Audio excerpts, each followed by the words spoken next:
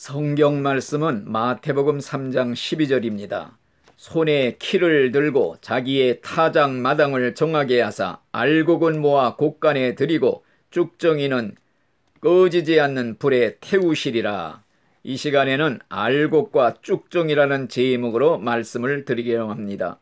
초대교회는 복음의 씨를 뿌리는 파종기라고 한다면 오늘날은 복음의 열매를 거두는 추수기라고 할 수가 있습니다. 곡식을 추수하면 알곡과 쭉정이가 있듯이 교회 안에도 알곡 신자가 있고 쭉정이 신자가 있는 것입니다. 추수 때는 세상 끝이요 거두는 자들은 천사들이라고 그랬습니다. 그리고 천사들이 와서 의인들 중에서 악인을 갈라내어 풀무불에 던져 넣으리라 그랬습니다. 누가 알곡 신자인지 누가 쭉정이 신자인지 우리 인간은 구별할 수가 없습니다. 추수 때가 되어야 천사들이 정확하게 가려낼 것입니다. 그러나 우리는 알곡과 쭉정이의 특징을 살펴보면 어느 정도 우리가 구별할 수가 있습니다. 첫째로 알곡은 열매가 있고 쭉정이는 열매가 없다는 것입니다. 예수님도 열매를 보아서 그들을 알리라고 그랬습니다. 열매라는 것은 속일 수가 없습니다. 어떤 열매가 있어야 되는가? 내 자신 속에 예수님의 형상을 닮아가는 품격의 열매가 있어야 됩니다. 또한 빛의 자녀가 되었기 때문에 빛의 열매가 있어야 됩니다. 빛의 열매는 착함과 의로움과 진실함에 있다고 그랬습니다. 또한 회개에 합당한 열매를 맺어야 됩니다. 다시 말하면 내가 변해서 새 사람이 되어야 됩니다. 그리고 성령의 9가지 열매도 맺어야 되는 것입니다.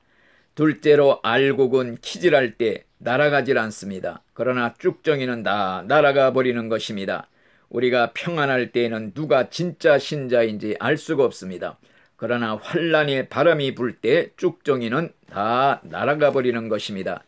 옛날 만주에서 마적대가 어느 산중교회를 습격했다고 합니다. 신자들을 잡아놓고 예수님의 성화를 땅에 놓고 침을 뱉고 발로 짓밟고 지나가라.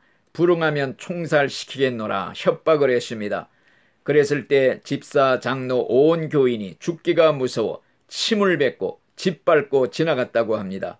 맨린 중에 한 청년이 성화를 손수건으로 닦은 후 가슴을 내밀고 죽일 테면 죽여라. 이 성화가 예수님의 진짜 사진은 아닐지라도 내 신앙을 시험하는 데는 응하지 못하겠노라.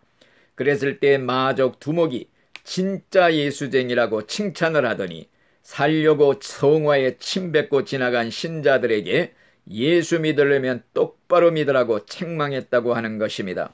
이제 마지막 때가 되면은 7년 대환란의 날이 올 때 적그리스도가 자기의 우상을 세워놓고 여기에 절하는 자에게만이 살 수 있는 짐승의 표를 받게 해주고 절하지 않는 자는 다 죽이는 무서운 시대가 올 것입니다. 그때가 오면은 거의 모든 신자들이 살기 위해서 예수님 성화에 침 뱉고 짓밟고 지나갔던 신자들처럼 우상에게 절하고 짐승의 표를 받게 될 것입니다. 알곡 신자만이 한 청년과 같이 죽으면 죽으리라 예수님을 배반할 수 없나라 순교신앙으로 나가게 될 것입니다. 말세에는 순교신앙을 무장하지 않으면 내 신앙조차 지켜 구원받을 수 없는 그러한 때가 올 것입니다. 셋째로 알곡 신자는 세상과 타협하지 않는 그런 신자를 말합니다.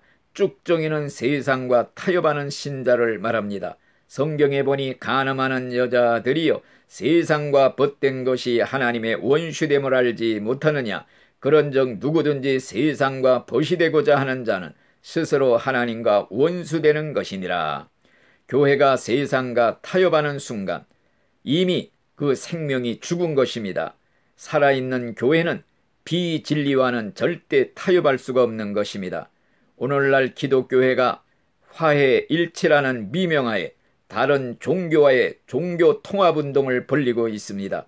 그래서 기독교회가 점점 마귀에게 적화당하는 이런 일이 벌어지고 있습니다. 빛과 어두움이 함께할 수가 없듯이 진리는 비진리와 함께할 수가 없는 것입니다.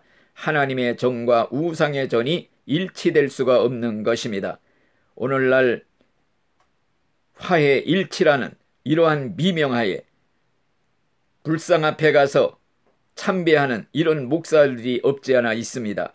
이들은 주의 잔과 귀신의 잔을 겸하여 마시는 자들이며 주의 상과 귀신의 상에 겸상하는 자들이라고 말할 수가 있는 것입니다. 기타 가라지 신자의 특징은 천국보다 세상을 더 사랑함으로써 세상 쪽으로 기울어지는 것입니다. 데마가 세상을 사랑해서 달마디아로 갔다고 그랬습니다.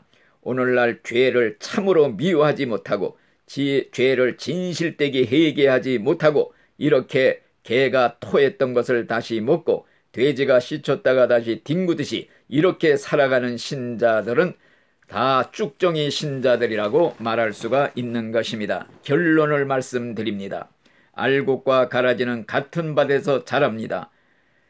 우리 인간은 가려낼 길이 없습니다. 추수꾼인 천사들이 정확히 가려낼 것입니다. 의인 중에서 악인을 갈라내어 풀무불에 던져 놓으리라.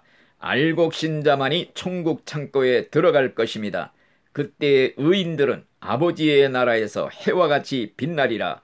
여러분들은 알곡 신자가 되어서 꼭 천국 창고에 들어가시기를 예수님의 이름으로 간절히 축원을 드립니다. 아멘.